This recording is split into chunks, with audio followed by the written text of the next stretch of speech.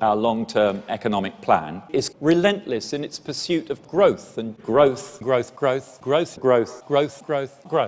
and growth, hoovering up natural resources until we achieve the triumph of hard cash over humanity.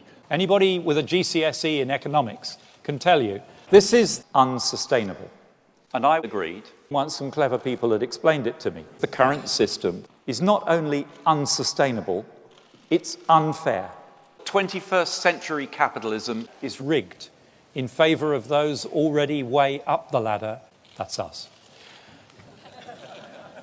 Well, it would be funny if it wasn't so serious.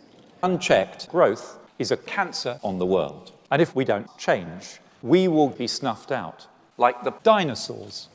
It's time for a grown-up discussion about the future.